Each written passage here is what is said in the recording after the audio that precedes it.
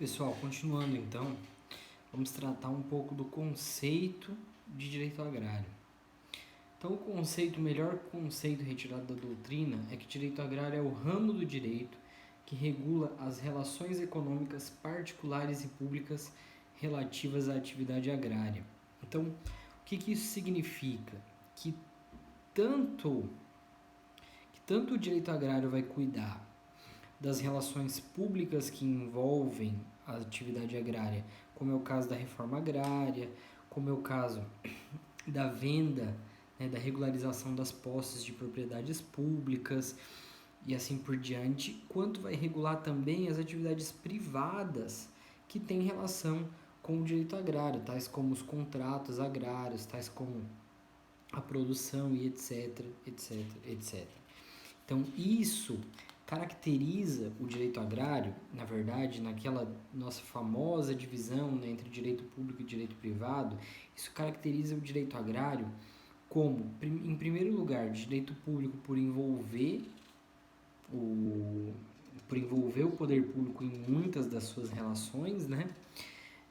Como também caracteriza o direito agrário como um direito híbrido, que possui características das duas formas, digamos assim, né? E prevalece, eu acho, o entendimento de que é de direito público a matéria de direito agrário, tá? Está classificada como direito público. Essa é a tese que prevalece dentro da doutrina. E aí, agora falando um pouquinho sobre a história do direito agrário dentro do nosso país, na verdade, o direito agrário ele vem para regulamentar determinadas situações, para resolver determinadas situações que acontecem desde a nossa colonização. Então, imaginem vocês que eu tinha toda uma comunidade indígena tomando conta de todas as nossas propriedades, de todo o nosso país. E aí, de repente, chega a coroa portuguesa e toma conta disso tudo. Passamos a ser um país que, apesar de independente, está sob a vigia da coroa portuguesa. Tá? Isso, independente, entendam como separado. Não como independente politicamente, porque independente politicamente passamos a ser só depois. Então, tínhamos aqui propriedades que pertenciam à coroa portuguesa, só que as pessoas, em um determinado ponto da história, começaram a entender que isso tudo precisava ser usado para alguma coisa. Nós tínhamos um país muito grande, somos um país muito grande, em que existiam muitas propriedades e pouquíssima utilização. Então, terras largadas começaram a ser usadas pela população, principalmente aqueles que não conseguiam um emprego, principalmente aqueles que tinham uma visão de futuro, de produção, de aumento e assim por diante. E aí, em um determinado ponto da história, eu tenho essas pessoas tomando posse de terras que pertencem à coroa portuguesa primeiro e depois à República Federativa do Brasil, a partir do momento que nos tornamos independentes, só que sem nenhuma regulamentação específica. Isso veio até muito próximo dos dias atuais. Aqui na nossa própria região, nós temos uma colonização feita basicamente por autorização do poder público. Como se alguém dissesse: venham aqui, derrubem tudo, criem cidades e depois a gente vê o que a gente faz. Foi com outros termos, logicamente, mas foi o que aconteceu aqui na nossa região. E aí, com toda essa situação de insegurança que começou a se gerar, a legislação começa a vir de uma forma já considerando a existência dessas pessoas, a existência dessas propriedades irregulares, a existência de terras indígenas que restaram ainda, que os próprios portugueses deixaram e começou a trazer formas de a gente resolver essa situação.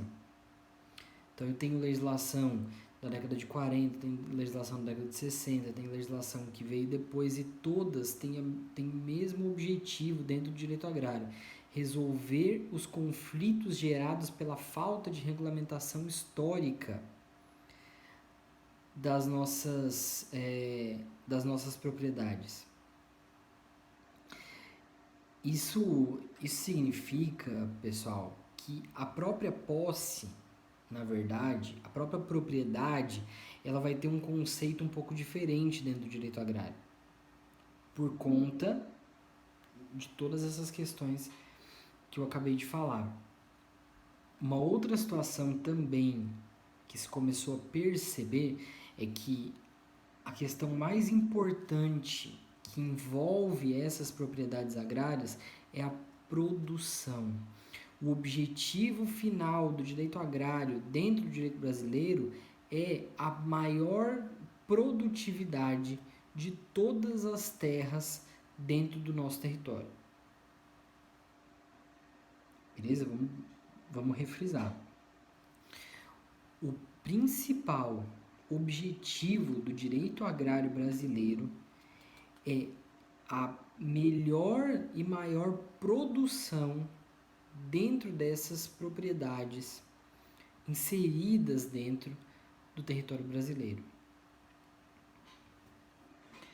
Então, nós vamos ver que todo esse histórico, toda essa questão que vinha lá de trás, de tomada de propriedades, de produção, do poder público começando a enxergar que ele por si não faria aquilo que o particular estava fazendo com as propriedades, com a evolução tecnológica, tudo isso alterou a forma como a gente vai ver o direito agrário a partir de agora.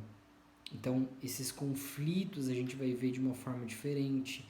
Todas essas histórias que aparecem a gente vai ver de uma forma diferente por conta exatamente dessa discussão aí em relação ao poder público, em relação aos particulares e em relação a essas propriedades.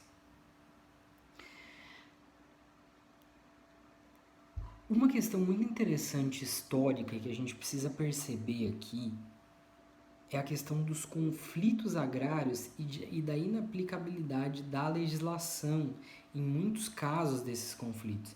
Isso a gente tem muito aqui na região, conflitos possessórios e assim por diante, e a gente vê que a legislação, de uma certa forma, ela não está preparada para resolver 100% desses conflitos. Tanto é que o Poder Judiciário, na verdade, só é envolvido em alguns, num percentual talvez até pequeno, desses casos que acontecem. A maior parte dos casos eles são resolvidos na força, eles são resolvidos em confrontos físicos e assim por diante. Então, eu tenho uma forma de resolução extrajudicial que acaba sendo um pouco mais forte, digamos, do que a judicial, também porque a legislação não conseguiu abarcar, não conseguiu entender todo esse processo, né? E talvez falte muito mais aplicabilidade do que legislação em si, mas não conseguiu, o que a legislação não conseguiu trazer é a efetiva solução para esses casos que dê a tranquilidade, que dê a segurança jurídica necessária para que essas pessoas não precisem brigar, não precisem entrar em confronto físico para defender a sua propriedade, para continuar produzindo e assim por diante. Essa é até uma discussão muito grande que a gente vai ver sobre o próprio Código Civil de 2002, que privilegiou a propriedade unicamente e esqueceu que dentro do Estado brasileiro a propriedade muitas vezes ela é só um papel. E isso aí a gente vai discutir bastante durante a matéria.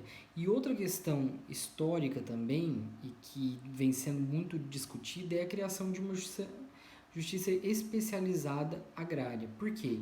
Esses conflitos, eles assim como os casos de recuperação judicial, por exemplo, assim como os casos de saúde, eles são casos muito específicos, são casos que envolvem matérias muito específicas. E, por envolver matérias muito específicas, eles demandam que o próprio Poder Judiciário se divida e crie varas especializadas para cuidar desses assuntos. Até hoje, não foram feitas, até por conta de uma falta de estrutura administrativa do Poder Judiciário para isso.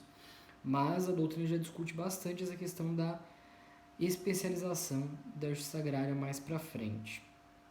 Beleza, pessoal? Continuamos na próxima etapa da aula.